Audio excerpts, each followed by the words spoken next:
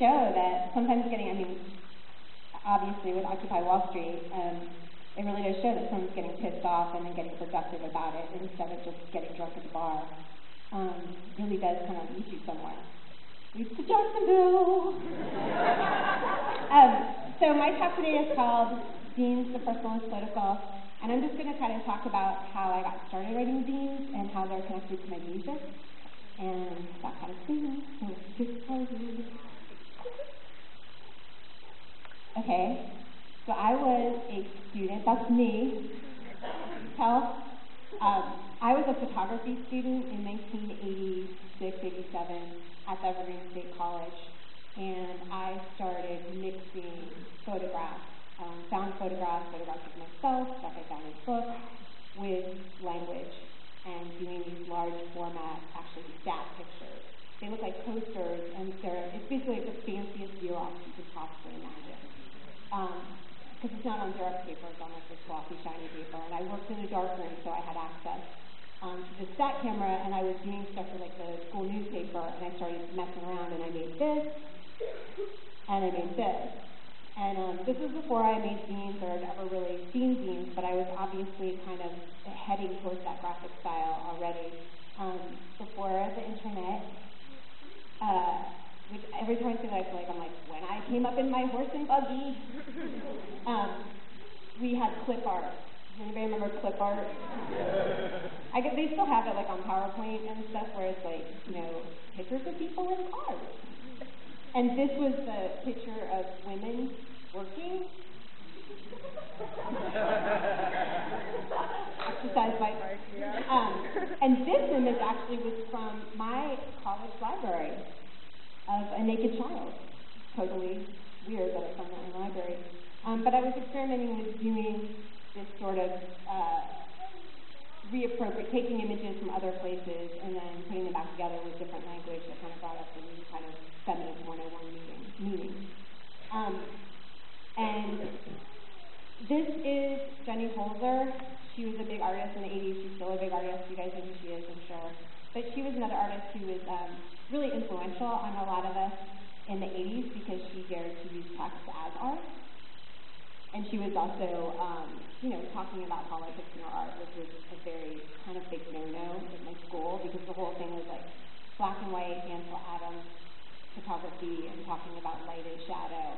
And if you dared to do photography that was, God forbid, about domestic violence, people were just like, whoa, whoa, whoa, whoa. And we were the ones who were called political if we did anything like that, whereas the guys who brought in the naked pictures of their girlfriends, everybody just talked about the light and the shadow in their work. And their work was not political at all. It was just normal. So, and this work was also put on T-shirts and billboards, and they were doing a lot of public art in New York that I was reading about in magazines, and so that was giving me a lot of ideas.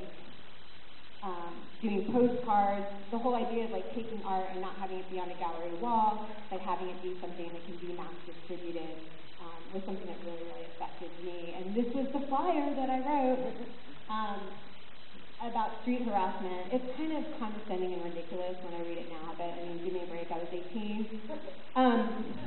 At the bottom I signed it the Girl Sprout because my mom's boyfriend was one of those guys who would write into like Tide if he thought that the portion of detergent in the box was not enough. Do you know those kind of people? And he was like, I'm telling you, Kathleen, if you write a letter to a company when you don't like what they do, they think that you represent 200 people in the mind of the corporation. And so I started to decide that everything I did represented probably the view of 200 other people who I didn't know. And so it was really important that I did it. And so I started deciding that I could just say I was an organization even though I wasn't. So the next flyer I did, inspired by that one, was this flyer. It was just pink, and it was one piece of paper, and it was folded up. And in a way, I guess it was my first zine because it was folded, so it kind of had 2 pages. The thing that was really interesting with the street harassment thing and then with this was that I realized that it wasn't just a matter of giving somebody information on paper. It was a performance when you actually handed it to them. And this one really became a performance for me because I printed a bunch up and lived in Olympia, Washington, where I went to college, but my mom lived in Portland, Oregon. And so I was visiting, and I looked in the back of my car, and I saw the box of them, and I was 2 blocks away from my high school. And I said, why not? So I went to my high school, and I stood outside my high school, and I handed these out.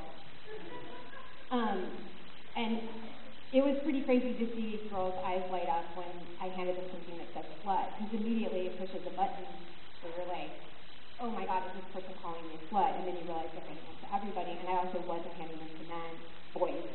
And there was kind of like, why is she only handing these to girls? And I did it really pretty quick.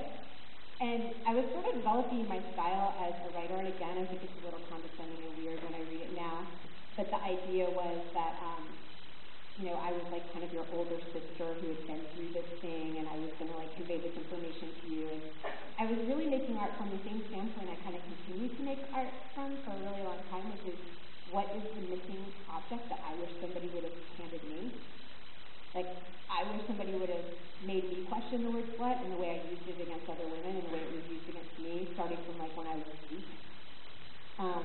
And so I made this thing, and I went and I gave it away. And I also went to public libraries and put them in books like Babysitter's Club and